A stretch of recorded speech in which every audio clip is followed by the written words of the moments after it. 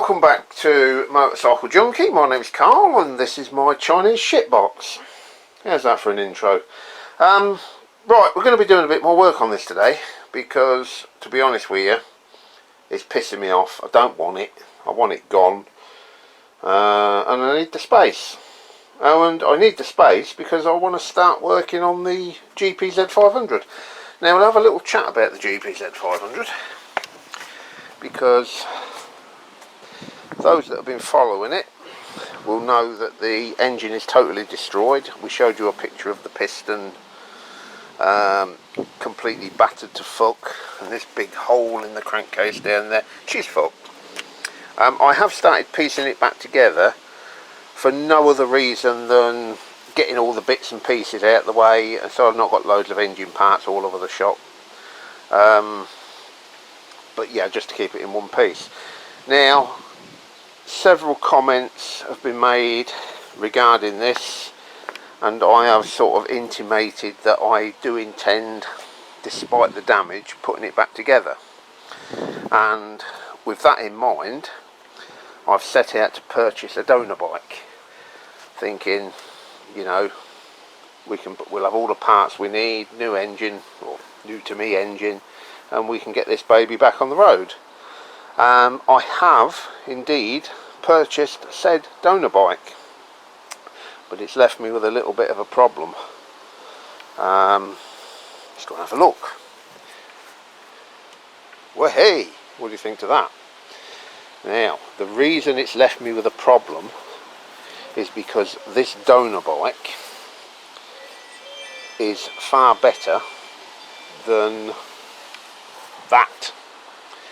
It's got lower mileage, it's in better overall condition, 24,270. So despite what I promised everybody that I would be putting this back on the road, I think a bit of common sense needs to take precedent here. I could put the engine out of that one into this one, but this one has 44,000 miles on it. It's in poorer condition frame wise, and despite that being a 24,000 mile engine, this would still be looking like a 44,000 mile bike. It is slightly younger, this one. That's a W. This one's a T. Probably get comments now about showing the number plates and someone will clone it and fucking whatever you, but it never bothered me. So yeah, here's what I'm thinking. Now, this is my golden plan. Whether this will come to fruition, I don't know. I want to tear this one down to an absolute bare frame. Nothing. Complete bare frame. Engine, wheels, forks, absolutely everything off it. And then I will either paint the frame or have it powder coated. I don't know. We'll look at the budget. And then we will slowly start restoring parts, taking the best parts from each bike, and then slowly build up a bike. It's still going to make an interesting video. Oh, look at that fucker. Just noticed that it's got new brake pads. So yeah, that's the plan. So we will come out with a bike with that registration number on it, but everything cleaned, restored. We're not going concours here. We just want to come out with a very, very clean, well sorted bike, which I have in every intention of keeping. Don't want to sell it at all. So we will have a quick look round our donor bike, which is no longer a donor bike. We can see that fairing is cracked. Tank, bit of a dent on it there, but I would probably use the blue tank and all the blue bodywork because I think it's much better.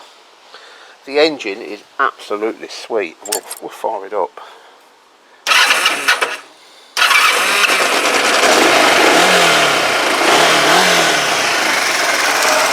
It's an absolute gem of an engine. 500 quid, by the way, in case you're wondering what I paid for it. Bike direct towards South. It's near Coventry anyway, and it's got hundreds of bikes, absolutely hundreds of bikes. I'll try and dig out what his name was. He's on eBay, and I think he's Trade Bikes Direct. Really, really nice, honest fella. You just get the feeling that the guy's honest when you deal with him. So, tyres, excellent condition, good make as well. Metzler Sportec Street. They are matching pair of tyres. Wheels, looks to me like somebody stripped them and then did nothing. The wheels on the other one are probably better under all that grime and shite, but then that would involve changing the tyres over from this one. So what I would probably end up doing is letting the tyres down, break them off the beads, leave them on, mask the wheels off and give them a paint. Single exhaust. These bikes shipped from new with twin exhaust, and I think they might look much better with a twin exhaust, even though there is absolutely nothing wrong with this exhaust at all. Solid. I would still try and seek out eventually the twin exhaust that it should have. Now I've had this running and left it on tick over for about 20 minutes because I wanted to know that the fan's going to kick in. It didn't kick in, but that temperature gauge never really, it didn't even get to that first mark. So I don't know whether 20 minutes on idle is just not enough to get it up to temperature, whether that temperature gauge is faulty, whether the electronic switch that turns on the fan is faulty, but probably replace that switch as a matter of course. So yeah, that's now the new plan. My plans change like I changed my socks, to be honest with you. But so that is the current way of thinking. I want a nice, decent, although not pristine, GPZ500 out of this. That's the aim game. What I will also do, in order to try and recover a little bit of money, because we're into this for 900 quid now, 500 for this one, 400 for that, we're into it for 900 quid.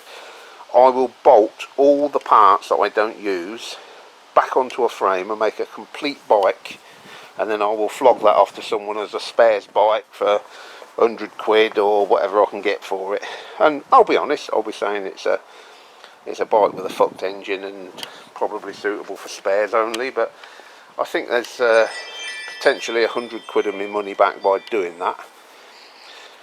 This blue bodywork, although not perfect, is far better. So this will end up almost certainly with the blue bodywork.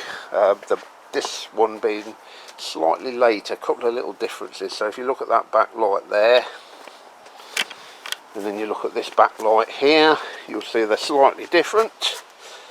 So we'll probably put the later bike on, bike light, you know what I mean.